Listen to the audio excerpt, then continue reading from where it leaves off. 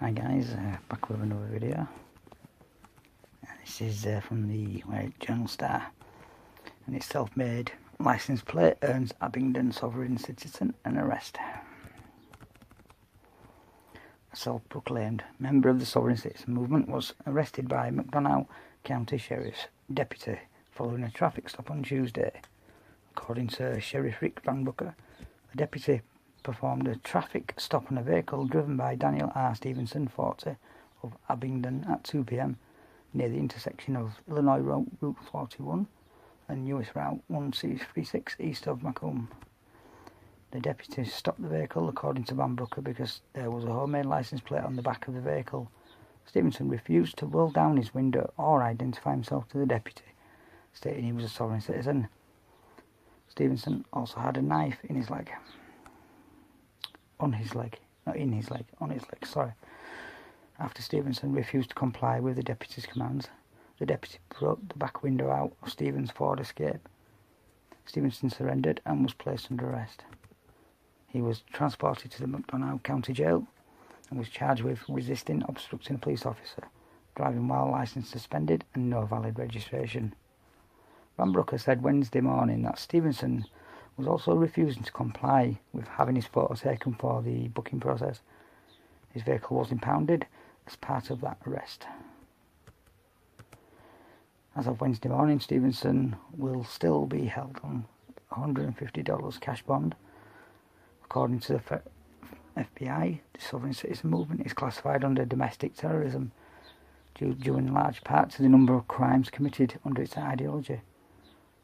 The FBI states that while eco-terrorists, animal rights extremists and lone offenders make up the first two domestic terrorism categories, sovereign citizens made up the third category. So sovereign citizens are anti-government extremists who believe that even though they physically reside in this country, they are separate or sovereign from the United States. As a result, they believe they don't have to answer to any government authority, including courts, tax entities, motor vehicle departments or law enforcement. This causes all kinds of problems and crimes. For example, many sovereign citizens don't pay their taxes. They hold illegal courts and issue warrants for judges and police officers. They clog up the court system with frivolous lawsuits and liens against public officials to harass them.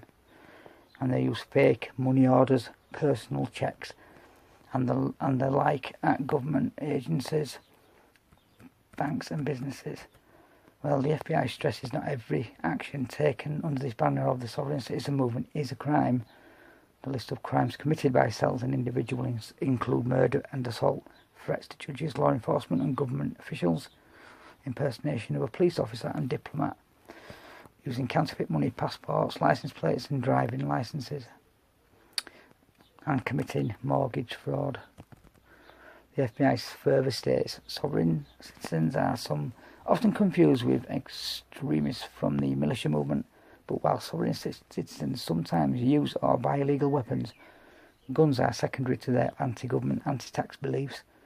On the other hand, guns are paramilitary training are paramount to militia groups. It's an interesting one. Anyway, thanks for watching guys. I'll drop a link in the description as always. Bye.